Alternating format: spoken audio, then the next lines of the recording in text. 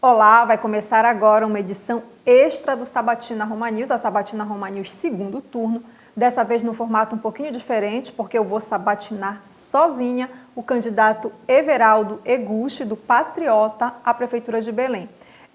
Lembrando que Eguchi concorre com o candidato Edmilson Rodrigues, do PSOL, que recebeu o mesmo convite para estar presente aqui no estúdio e gravar essa entrevista para você, eleitor, decidir seu voto no domingo. Então, eu já começo agradecendo a presença do candidato, que em meio a uma agenda, eu imagino que turbulenta e tumultuada nessa última semana, aceitou esse convite de estar com a gente aqui. Obrigado pelo convite e a oportunidade da população saber sobre os projetos, sobre as propostas, sobre as ideias e para tirar dúvidas sobre quem é o melhor gestor ou quem será o melhor gestor para Belém para os próximos 4 anos.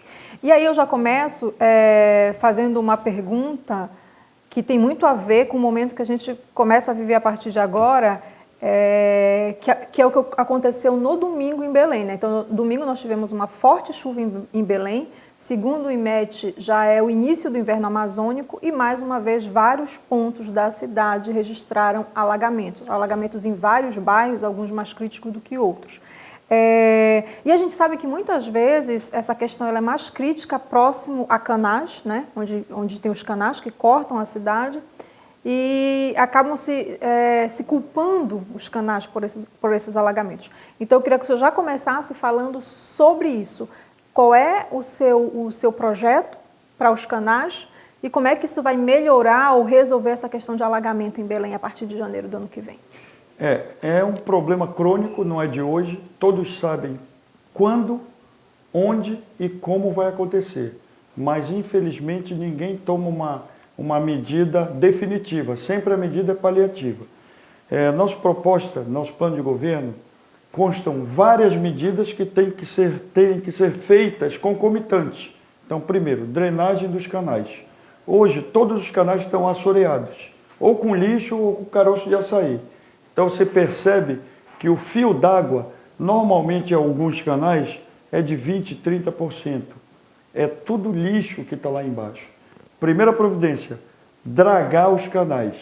Ou seja, tirar o lixo todo acumulado. Segunda providência, limpeza dos bueiros. Nós temos que desentupir todos os bueiros da cidade, para que a água da chuva escoa. Mas não é um trabalho tão complicado como todos pensam. Quando a gente fala de toda a cidade, na verdade são apenas 13% da cidade que tem esgoto. 13%. Então, é uma quantidade relativa pequena em relação ao tamanho de Belém. Tá? Então, dragagem dos canais, limpeza dos bueiros.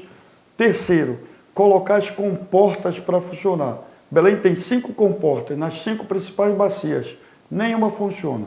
Para que serve a comporta? Fechando a comporta, a água da Bahia não entra. Então, a água da chuva vai ser única e exclusivamente para os canais. Aí vai chegar na comporta, ela para e tende a subir. Mas nós vamos instalar bombas d'água para jogar essa água de volta para a Bahia. Com a comporta fechada, nós vamos conseguir jogar essa água sem que ela retorne. E isso vai diminuir muito os alagamentos. Mas isso é uma medida, também não é uma medida definitiva. Depois nós temos que fazer a macrodrenagem nas 5 bacias.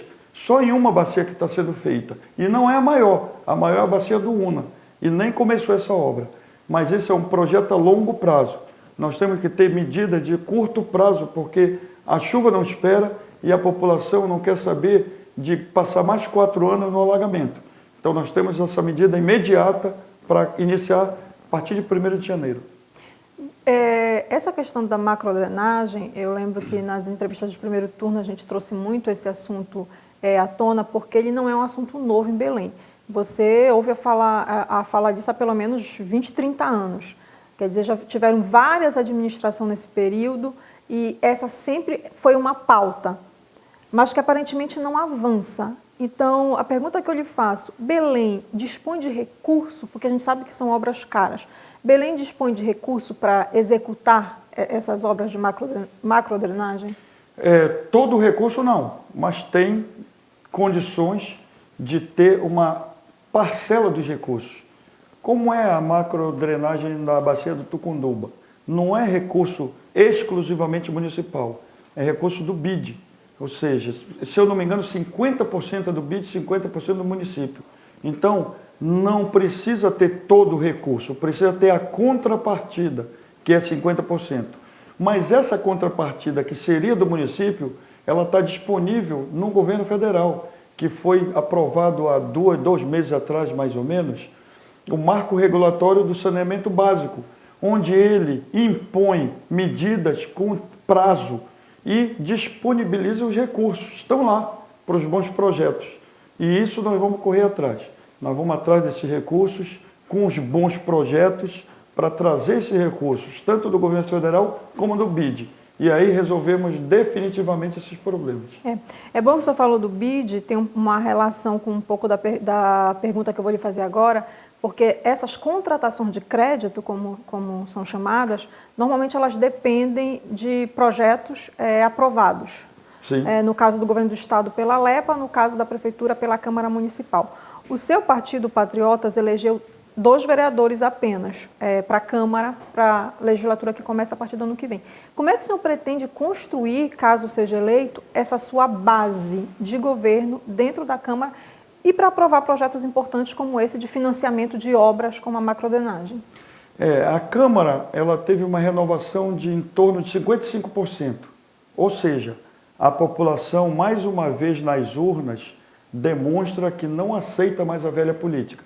Os novos vereadores, todos quase que exclusivamente, são novos mesmo, nunca foram vereadores, nunca participaram da política. São pessoas como eu, pessoas do povo, que indignadas e revoltadas com o que a classe política vinha fazendo, decidiu sair da zona de conforto e dar a cara para ser candidato. E esses vereadores eleitos têm o mesmo projeto que nós. O nosso projeto é respeito ao recurso público, honestidade, transparência e competência. E eles, tenho certeza que eles têm o mesmo projeto de transformar e mudar Belém.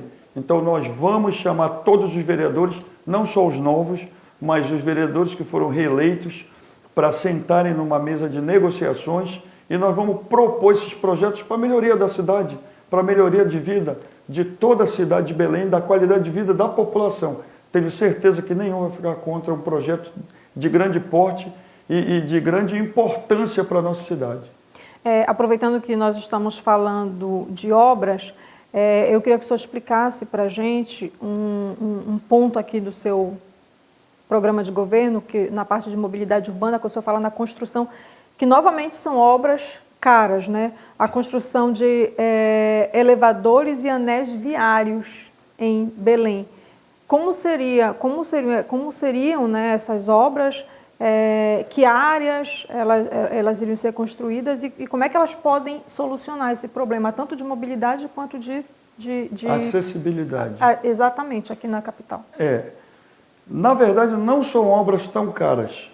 São obras caras se não houver competência e honestidade. Aí o valor da obra triplica. Nós vamos contratar empresas sérias que participarão de uma licitação onde menor preço e melhor técnica serão escolhidas. E não vai haver indicação de empresa, não vai haver conchavo político. O preço vai ser justo. Então a obra só nesse primeiro momento cai consideravelmente.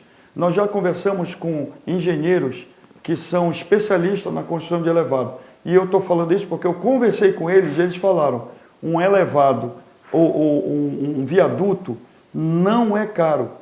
Basicamente cimento e o projeto executivo. E isso daí, claro que tem que ter toda uma técnica, mas não é uma obra complexa, o que eu quero dizer. Para a engenharia, um viaduto é uma obra relativamente simples. E nós temos 3 viadutos só na Almirante Barroso, que nós pretendemos tirar do papel. E isso vai diminuir o tempo de parada do trânsito na Almirante Barroso, que é a nossa principal via de acesso, entrada e saída da cidade. Almirante Barroso, com esses 3 viadutos, vai ter um fluxo muito maior, vai diminuir muito o engarrafamento. Os elevadores, acessibilidade. Hoje eu estive numa caminhada ali na Terra Firme, Guamá, Condor, e eu percebi que tem muitos cadeirantes.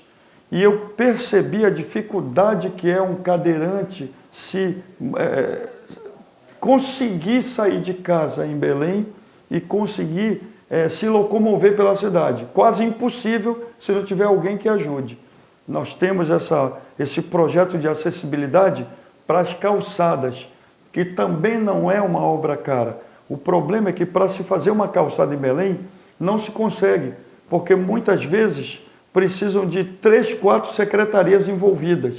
E se uma dessas secretarias não quiser participar do projeto, inviabiliza todo o projeto. E, infelizmente, cada uma dessas secretarias está na mão de um partido político, é um feudo político, que só tem interesse próprio do seu partido e dos seus candidatos. Como nós estamos vindo com candidatura sem coligação, só com o Partido Patriota, como eu sempre tenho falado, nossa coligação é com Deus e com a população de Belém. Não vamos ter esse problema de dividir o governo com vários partidos. O que vai prevalecer é a competência, é a técnica e não a política. E todos esses projetos sairão do papel.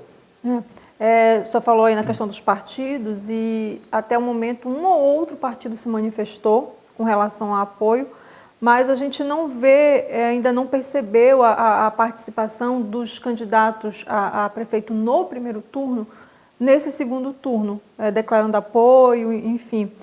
O senhor foi procurado ou procurou algum dos partidos, algum dos candidatos que disputaram o primeiro turno? Houve algum tipo de conversa? Como é que foi? Eu já tive algumas conversas, mas infelizmente a maioria dos candidatos estão vinculados a um partido que prefere não se manifestar no segundo turno. Mas a porta está aberta. Eu sempre digo que quem tiver interesse em realmente mudar e transformar Belém num projeto onde o principal beneficiado será o povo, a cadeira está reservada. Mas eu não vou aceitar que partidos ou coligações venham propor algum tipo de troca para esse apoio. A troca vai até acontecer, mas o beneficiado tem que ser a população de Belém, e não os partidos ou projetos de poder. Ainda dentro do seu programa de governo, vamos falar um pouquinho aqui de educação, o senhor fala em colocar Belém entre as 5 melhores capitais no IDEB. Como é que o senhor pretende fazer isso? Simples. Hoje Belém tem uma escola que a nota do Colégio Tenente Rego Barros é superior à nota do IDEB e fica em Belém. Muito simples, escolas cívico-militares. Hoje, a nota do IDEB de Belém é 5,3. A nota do IDEB do Rego Barros é 7. E você veja a diferença. E por que essa diferença? Porque o Rego Barros é um colégio cívico-militar, onde se canta o hino nacional, onde o professor é respeitado, onde a hierarquia e disciplina prevalecem e onde o ensino é de qualidade. Tudo isso faz com que a nota do IDEB seja uma das maiores do Brasil. E veja bem, é uma escola onde tem filas quilométricas e não tem vaga para todos. Quer dizer, todos querem ter o filho no Rego Barros. Então, é uma escola onde os pais correm atrás de vaga. Não é uma escola onde é obrigado matricular o filho. Pelo contrário, o Rego Barros tem que mandar muitos pais embora que ficam decepcionados por não poder botar os filhos lá. Porque eles sabem que vão criar um cidadão, vão educar para se tornar um cidadão digno. Como são meus filhos? Meus 3 filhos fizeram Rego Barros. Meu filho mais velho, Vitor, ele nunca estudou em outro colégio. Hoje ele está indo para o 4º ano de medicina, nunca fez cursinho, só com o ensino do Rego Barros, passou na UEPA, uma faculdade pública, somente com o ensino do Rego Barros. Então, o Rego Barros é diferenciado, mas não é diferenciado porque ele tem muitos recursos. Pelo contrário, o Rego Barros está de pires na mão, mas mesmo assim, as notas deles são diferenciadas pela qualidade do ensino. E é isso que nós queremos levar para as escolas públicas municipais. escolas cívico-militares. Claro que a gente não vai poder implantar isso desde janeiro em todas as escolas, mas paulatinamente nós vamos implantando esse tipo de ensino. E você vai ver a média do IDEB de Belém nos próximos 4 anos ficar entre as 5 melhores do Brasil. Mas o senhor acredita que só transformando as escolas municipais em cívico-militares vai melhorar a nota no IDEB? Não, mas para a gente fazer, implementar esse plano, esse projeto, nós temos que qualificar e capacitar os professores, nós temos que dar um salário digno para os professores. Os professores da rede pública municipal não ganham nem o piso nacional do magistério. Como é que um professor desse vai poder dar um ensino de qualidade se na sua casa tem contas atrasadas? Ele não tem condições de dar uma aula de excelência. Nós vamos climatizar as escolas públicas. Como é que uma criança vai conseguir aprender suando na sala de aula com uma temperatura de 40 graus? Como ela aprende sem uma merenda, sem uma alimentação de qualidade? Nós vamos adquirir alimentação de qualidade junto ao produtor das comunidades, ao produtor familiar, que muitas vezes não tem como vender a sua produção, que é a única fonte de recurso. Existem várias comunidades ao redor de Belém que têm produtos agrícolas de qualidade, mas não tem logística para trazer esses produtos para Belém. Nós vamos adquirir da produção familiar a grande parte da merenda escolar através de cooperativas. Nós vamos incentivar a criação de cooperativas e vamos adquirir dessas cooperativas. O dinheiro vai ficar circulando na região de Belém e não vai mais para São Paulo ou para o sul do Brasil. Essa questão do piso salarial do professor ela é uma questão bem polêmica, porque inclusive estados chegaram a entrar na justiça para tentar impedir a implantação desse piso, alegando a questão da falta de recurso para essa implementação. Belém hoje tem recurso para pagar o piso nacional aos professores? Isso seria uma política, essa implantação ela aconteceria a curto, médio ou longo prazo? Como é que o senhor pensa isso em 4 anos de governo? Imediata. Veja, hoje a prefeitura tem dinheiro para pagar as PONE, afiliados políticos que muitas vezes são funcionários fantasma e ganham salários astronômicos, 10, 15, 20 mil reais para não comparecer e receber. Existem a maioria dos servidores comissionados são servidores que trabalham muito, mas existem alguns que são indicações políticas que não fazem nada e só porque foi indicado por algum político que ajudou o prefeito a se eleger, ele ganha um salário astronômico. Isso vai acabar, quer dizer, o dinheiro tem para contratar um funcionário fantasma, mas não tem para pagar o piso de um professor. Então isso vai acabar. Daí nós vamos tirar uma boa parte dos recursos. A outra parte, de onde vem? Normalmente, ou quase que exclusivamente, o recurso da educação não sai dos cofres públicos municipais, é recurso federal. Tanto o recurso da educação como da saúde, a maioria não sai dos cofres públicos municipais, é recurso federal. E nós vamos utilizar bem os recursos que vierem para Belém. Nenhum centavo vai ficar nas mãos de corruptos, nenhum centavo. Todo o recurso disponibilizado para a Prefeitura de Belém vai para o povo de Belém, e na qualidade de serviço de saúde, de educação, de segurança, do que a população precisa, de acabar com os alagamentos, acabar com o lixo. Esses recursos existem, mas estão sendo mal empregados. O senhor falou agora há pouco da questão das cooperativas para fornecer a merenda escolar. É um programa que, além de educação, abrange também a questão da geração de renda. E eu tenho um dado aqui do DIEESE, do primeiro trimestre desse ano agora, de 102 mil desempregados em Belém. Houve já alguma oscilação, alguns meses com saldo positivo de geração de emprego, outros com queda, mas a gente sabe que o número de desempregados hoje é muito grande, não só em Belém, como em todo o Brasil. E aí eu queria saber qual é no seu programa, né, de governo, como é que o senhor pretende gerar renda para essa população, para essa parcela da população que hoje não tem emprego e não tem renda? Nós temos um projeto muito amplo para geração de emprego e renda. Eu vou pontuar para tentar diminuir o tamanho da resposta, porque no nosso projeto de turismo vão criar milhares de empregos, no nosso projeto do Vale do Silício Amazônico, centenas ou milhares de empregos, no nosso projeto de reurbanização de Belém, milhares de empregos. Turismo. Turismo dá para se implementar o projeto imediatamente. Com a vinda dos cruzeiros, nós vamos incentivar os cruzeiros a pararem em Belém. Mas para isso nós temos que dar alternativa para o turista. O que é isso? Nós temos que dar segurança, limpeza, nós temos que dar locais apropriados para que o turista venha gastar o dinheiro aqui.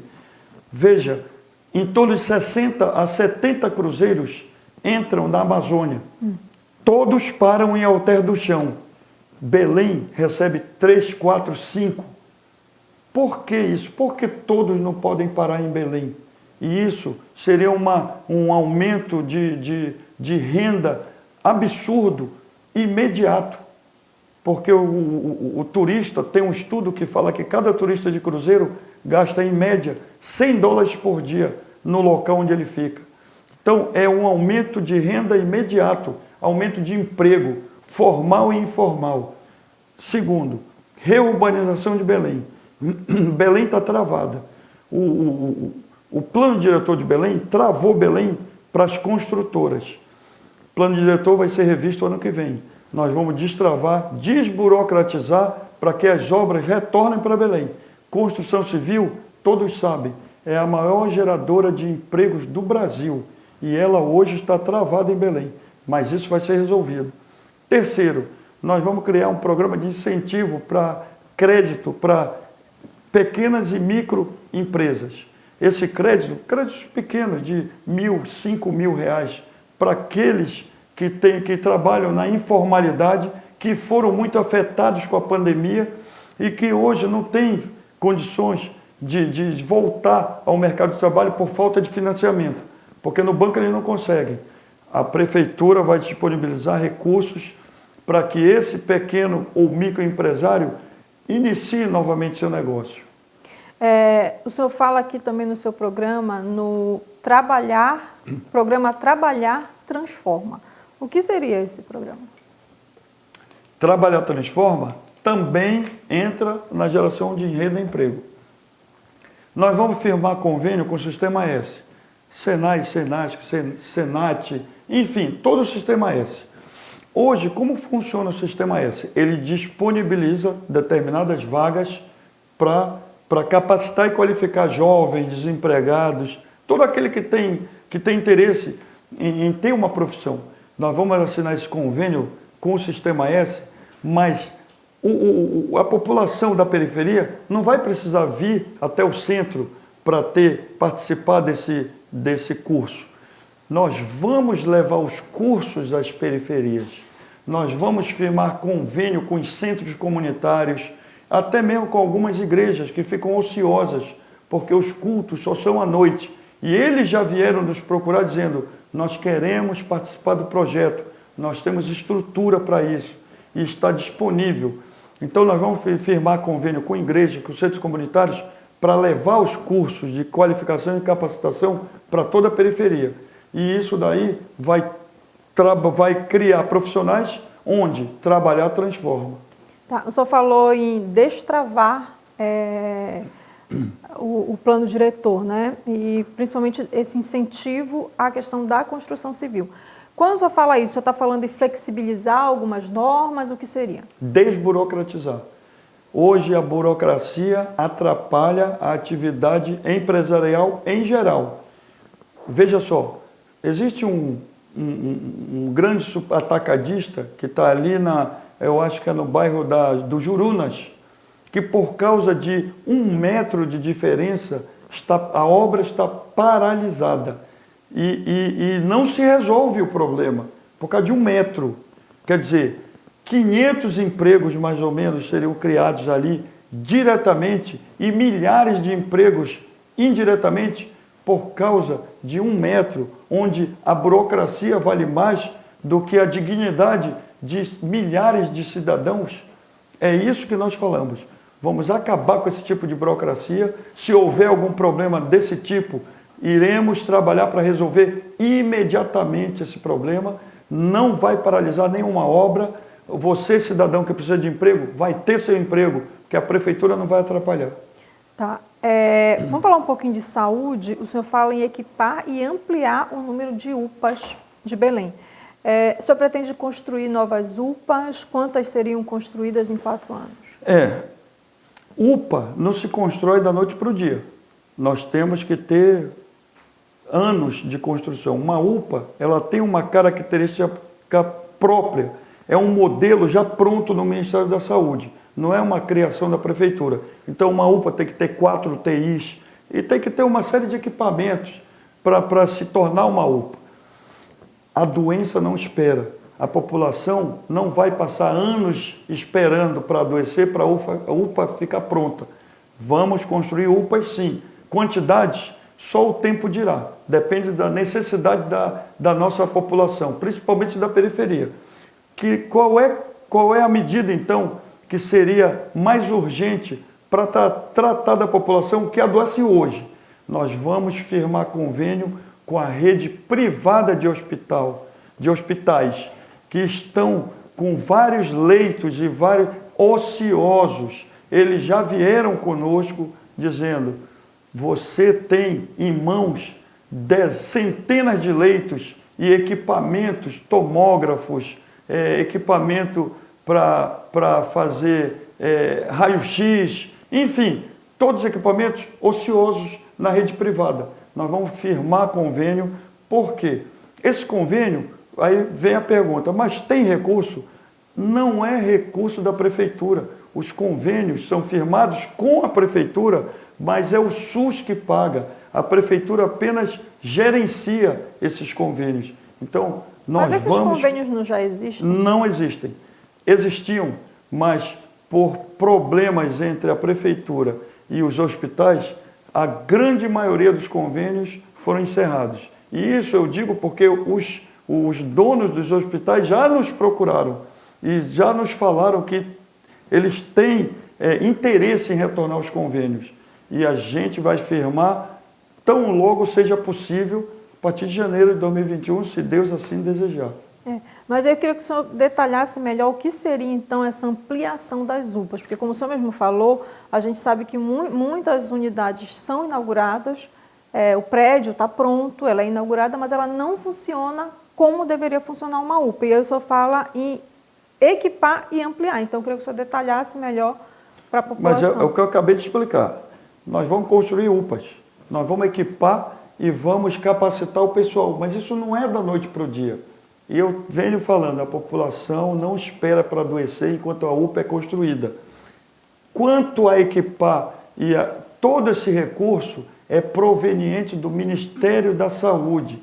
Não entra recurso municipal. Então, se nós tivermos bons projetos para equipar e instalar 10 UPAs, o Ministério da Saúde vem com a maioria dos recursos. E isso, se for possível, se for juridicamente possível, economicamente viável, será feito. Mas eu não posso lhe dar um número exato, porque nós não temos os números que existem na prefeitura para poder fazer um estudo mais detalhado. Esses números serão a partir de janeiro de 2021. Mas nós vamos tratar a saúde com a prioridade que ela merece. E a pandemia mostrou que a saúde é muito necessitada. Inclusive, hoje, agora há pouco, eu recebi um manifesto de apoio de mais de 500 médicos, dizendo o seguinte, o seu plano é viável, nós estamos juntos, só precisa de competência, honestidade e transparência. Tá certo, acho que chegamos já a 30 minutos de entrevista. Mais uma vez eu agradeço a sua disponibilidade de tempo para estar aqui com a gente e deixo que o senhor faça as suas considerações finais antes da gente encerrar. Eu agradeço o convite, eu espero que a população tenha ouvido e tenha visto que nosso plano de governo, nossas ideias e propostas são reais, não são factíveis, não são propostas de campanha, são projetos de governo. São propostas que vão sair do papel a partir de janeiro de 2021. Acreditem, Deus no coração, família e pátria à frente, nós vamos conseguir mudar Belém com transparência, com competência e principalmente com honestidade. Muito obrigada, candidato. Obrigada também a você que acompanhou a gente até agora. Lembrando mais uma vez que esse convite foi feito aos 2 candidatos que disputam o segundo turno da Prefeitura de Belém. Tchau, tchau.